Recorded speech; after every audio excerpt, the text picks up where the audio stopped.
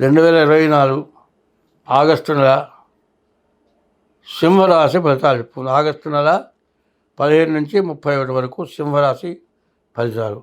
సింహస్యాధిపతి సూర్య, సింహరాశికి అధిపతి సూర్యుడు. ఈ సింహరాశి కూడా చాలా విశేషమైనది. ఈ సింహరాశి అంటే సింహరాశిలో సూర్యుడు అధిపతి, సింహరాశికి సూర్యుడు అధిపతి. మరి 33 కోట్ల మంది దేవతల్లో సూర్యభగవానుడు ప్రధానమైనటువంటి దేవుడు. ఎందుకంటే ఉదయం పూట బ్రహ్మస్వరూపం, మధ్యాహ్నం పూట పరమేశ్వరుడు, సాయంకాలం పూట విష్ణువు. ఈ సూర్యుడు ఎటువంటి వాడంటే, ఈ మతాలు అనేకం కావచ్చు కానీ ప్రతి మతం వాళ్ళు కూడా సూర్య చంద్రులని దేవుడుగానే చూస్తారు. మరి నీ మతం వేరు నా మతం వేరు అనుకుంటారు కానీ సూర్య చంద్రులని విమర్శించే వాళ్ళు లేరు. అట్లాగే సర్పాలను కూడా విమర్శించేవాళ్ళు లేరు. మరి ముస్లిమ్స్ ఉన్నారు, వాళ్ళు పెళ్లి చేసుకోవాలంటే నరసోజీ అని సర్పం పేరుతో వాళ్ళకి ఏదో దాన్ని శాంతి చేయించుకుంటారు. ఇది సర్పం కానీ సూర్యుడు కానీ చాలా విశేషమైనటువంటి వాళ్ళు.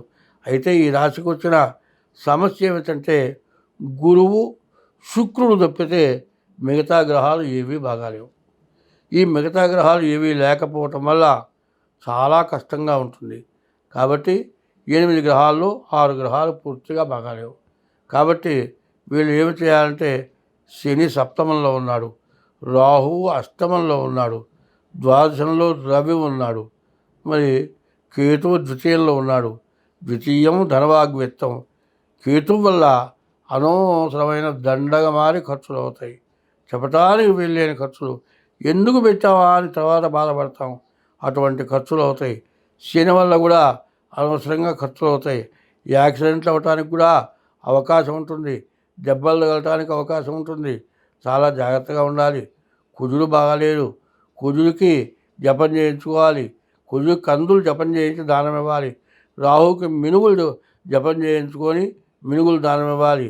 శనికి జపం చేయించుకొని నల్ల నువ్వులు దానం ఇవ్వాలి. రవికి జపం చేయించుకొని గోధుమలు దానం ఇవ్వాలి. బుధుడికి జపం చేయించుకొని పెసలు దానం ఇవ్వాలి. కేతువు జపం చేయించుకొని ఉలవలు దానం ఇవ్వాలి. అయితే ఇన్ని మేము చేయాలంటే మాకు తింటానికి లేదా, ఏం చేయమంటావు అని అడుగుతారేమో. అదేం కాదు.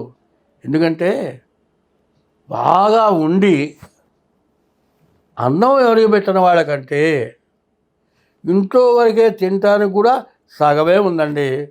3 మనుషులు అర్ధన్నం తింటేనే సరిపోతుంది.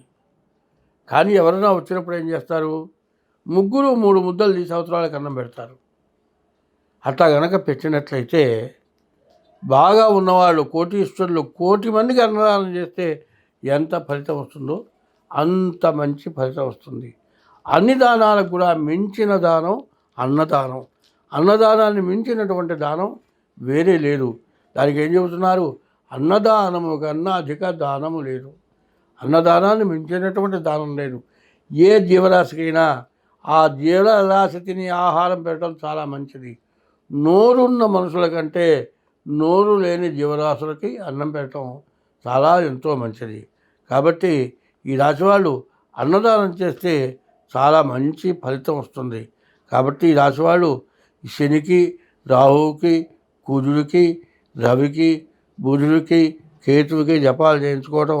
తర్వాత ప్రతిరోజు కూడా ఇప్పుడు చామంతి పూలు రావటానికి ప్రారంభమైన టైం అనుకుంటాను, ఈ ఆషాఢ మాసం నుంచి. అంటే చామంతి పూల్లో నాటు చామంతి వస్తుంది. ఆ నాటు చామంతితో శివాలయంలో ప్రదక్షిణ చేసి శివుడికి గనక ఆ నాటు శివలింగం మీద నాటు చామంతి పూలు కనుక పెడితే దరిద్రం అంటూ ఉండదు. అవి సువర్ణ పుష్పాలు అంటారు. ధనం అంటే బంగారమే ధనం కింద లెక్క.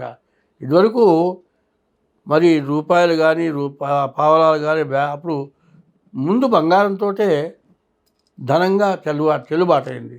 తర్వాత మేము ఎన్నున్న తర్వాత కూడా వెండి రూపాయలు, వెండి అద్దలు, వెండి పావలాలు మేము చూసాం. మరి ఆ రోజుల్లో అట్లా పోయినాయి. దమ్మిడిలు ఉన్నాయి రాగితో. రాగి, వెండి, బంగారమే అప్పుడు చలామణి ఉండేది. ఇప్పుడు స్టీలు చలామణి అవుతుంది. కానీ ఈ రోజుల్లో ఈ సింహరాశి వాళ్ళు ఈ విధమైన దానాలు చేస్తే అన్ని విధాలా బాగుంటుంది. అయితే ఈ సువర్ణ పుష్పాలతో ఎవరైతే పూజ చేస్తారో అందులో అమ్మవారికి లక్ష్మీదేవికి ఈ చామంతి పూలతో కనుక పూజ చేసేటట్లయితే ఎంతో ఐశ్వర్యం వస్తుంది. అన్ని గ్రహ దోషాలు పోతాయి. ఈ చామంతి పూలు గడ్డి చామంతిని వస్తాయి, కదిలిస్తే రెక్కలు రాలిపోతాయి. అట్లా కాదు, గడ్డి చామంతి కాకుండా నాటు చామంతి. ఆ చామంతి పూల దండగా కట్టేట్లయితే 3 రోజులు కూడా వాడిపోదు, 4 రోజులు కూడా ఉంటుంది వాడిపోకుండా. అటువంటి చామంతి పూలతో పూజ చేయండి. ముత్తైదులకు చామంతి పూలు ఇవ్వండి. మరి బంగారం దానం చేసినటువంటి ఫలితం మీకు వస్తుంది. అమ్మవారి పూజ చేయండి, ఈశ్వరుడికి అభిషేకం చేయించుకోండి.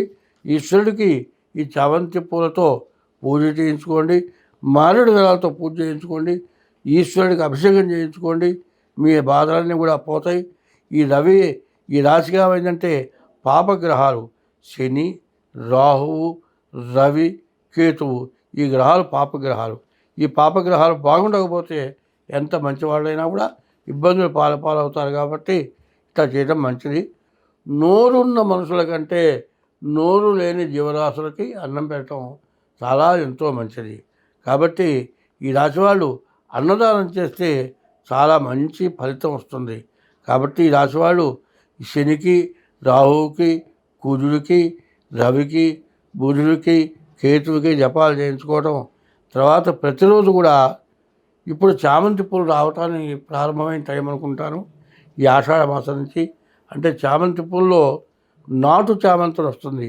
ఆ నాటు చామంతితో శివాలయంలో ప్రదక్షిణ చేసి శివుడికి గనక ఆ నాటు శివలింగం మీద నాటు చామంతి పూలు కనుక పెడితే దరిద్రం అంటూ ఉండదు. అవి సువర్ణ పుష్పాలు అంటారు. ధనం అంటే బంగారమే ధనం కింద లెక్క. ఇదివరకు మరి రూపాయలు కానీ పావలాలు కానీ అప్పుడు ముందు బంగారంతో ధనంగా చెల్లుబాటైంది. స్వస్తి.